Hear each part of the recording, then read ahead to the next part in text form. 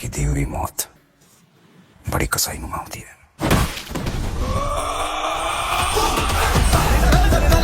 धुरंधर एक ऐसी फिल्म है जिसने इस साल आने वाली अधिकतर स्पाई एक्शन थ्रिलर वाली फिल्मों को अपनी स्टोरी और इमोशन से पीछे छोड़ दिया है और ये प्रूव कर दिया है कि अब किसी भी स्पाई वाली फिल्म को हिट होने के लिए किसी आइटम सॉन्ग और बिकनी सीन्स की जरूरत नहीं है।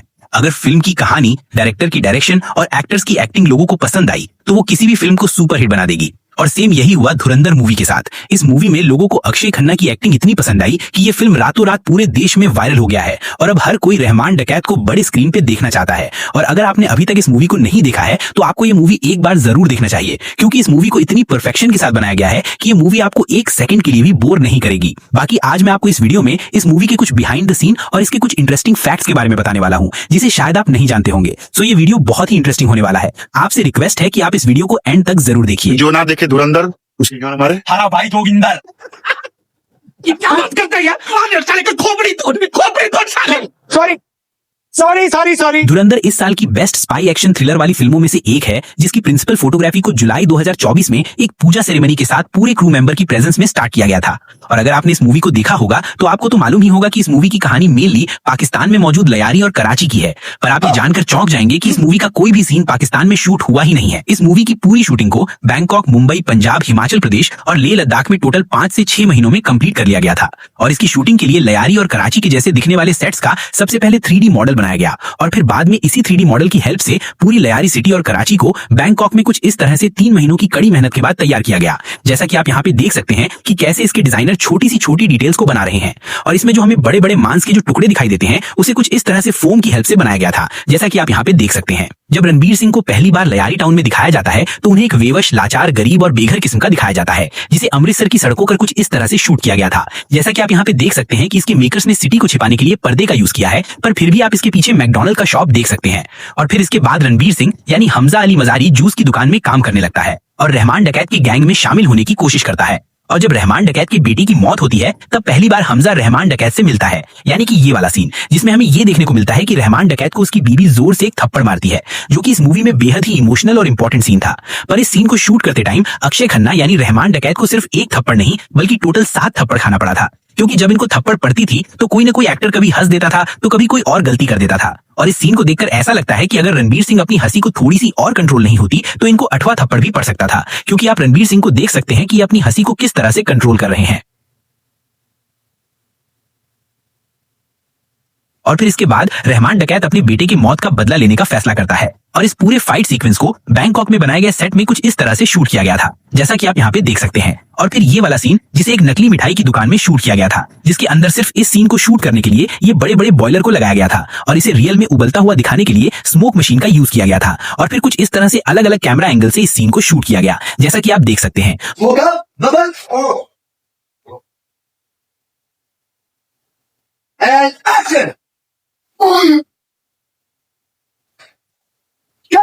और अब आप उस सीन को शूट होता हुआ देख सकते हैं जिसमें हमजा बाबू डकैत की टेम्पो को अपनी गाड़ी से कुछ इस तरह से उड़ा देता है, जिसे रियल टेम्पो और वायर्स की हेल्प से शूट किया गया था। और फिर आपने ये नाइट क्लब वाला सीन तो देखा ही होगा, जिसमें हमजा और यलीना का कुछ पुलिस वाले पीछा करने लगते हैं, जिसे चंडीगढ़ के क्लब में ही और रोज गार्डन एरिया के आसपास कुछ इस तरह से शूट किया गया था। और इस वाटर पाइपलाइन इनॉग्रेशन वाले सीन को भी चंडीगढ़ में ही सुखना झील पे कुछ इस तरह से शूट किया गया था। और अब आप उस सीन को शूट होता हुआ देख सकते हैं जहां रहमान डकैत अपनी पहली डील के लिए आते हैं, जिसे इस मूवी में बलोच यूनाइटेड फोर्स का कैंप दिखाया गया है। पर इस सीन को लेह लद्दाख के 13,000 ऊंचाई वाले जगह पे शूट किया गया था। और इस जगह के सारे सीन्स को शूट करने में अक्षय खन्ना को काफी मुसीबतों का सामना भी करना पड़ा था, क्योंकि ये जगह इतनी ऊंचाई पर थी कि उन्हें सांस लेने में दिक्कत हो रही थी और इसीलिए वो इस जगह पे अपना ऑक्सीजन टैंक लेकर घूमते थे।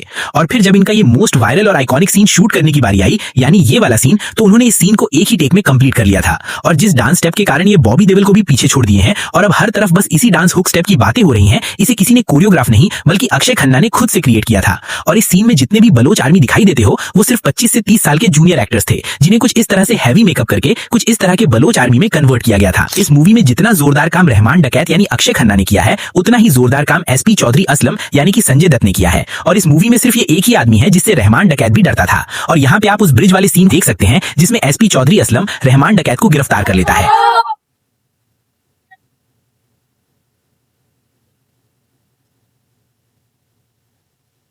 और आप यहाँ पे देख सकते हैं कैसे इस छोटी सी सीन के लिए इसके मेकर्स एक रियल कार को ब्रिज पर से पानी में गिरा रहे हैं। अगर मेकर्स चाहते तो बिना ब्रिज को नुकसान पहुंचाए, बिना किसी रियल कार को क्रैश किए भी इस सीन को वीएफएक्स की हेल्प से इजीली बना सकते थे, पर मेकर्स की गांड मस्ती तो देखो। और यहाँ पे आप इस सीन के जस्ट पहले वाले सीन को शूट होता हुआ देख सकते हैं, जिसमें रहमान डकैत का बेटा बीमार पड़ जाता है। और फिर इसके बाद हमें इस मूवी का मोस्ट ब्रूटल सीन देखने को मिलता है, जिसमें अर्जुन रामपाल का कैरेक्टर एक इंडियन जासूस को बहुत ही बुरी तरह से टॉर्चर करता है, जिसे बड़े स्क्रीन पे इस एक्टर को पहचानना तो बहुत मुश्किल था, बट आप इस बिहाइंड द सीन में देख सकते हैं इस सीन में ये एक्टर था जिसे टोटली मेकअप और प्रोस्थेटिक की हेल्प से कुछ इस तरह का घायल दिखाया गया था। बाकी सब लोग इस डांस वाले सीन की तारीफ कर रहे हैं, पर इससे भी ज्यादा पावरफुल और इंटेंस एक्टिंग अक्षय खन्ना ने इस सीन में किया है, जिसे कुछ इस तरह से 200 से 300 लोगों को बुलाकर कुछ इस तरह से शूट किया गया था, जिसमें आप स्टेज के सामने ब्लू वीएफएक्स वाले कपड़े का बॉर्डर देख सकते हैं, जिसे बाद में वीएफएक्स और सीजीआई की मदद से कुछ इस तरह के भीड़ में कन्वर्ट कर दिया गया था। बाकी आपको इन दोनों सीन्स में से कौन सा सीन ज्यादा इंटेंस और पावरफुल लगा, आप मुझे कमेंट में जरूर बताएं। और वैसे तो इस मूवी ने अब तक टोटल 500 करोड़ की कमाई करके कई सारे फिल्मों को पीछे छोड़ दिया है, और इस मूवी में आपको जितने भी एक्टर दिखते हैं वो सारे के सारे धुरंधर ही हैं, चाहे वो आर माधवन हो या फिर अर्जुन रामपाल।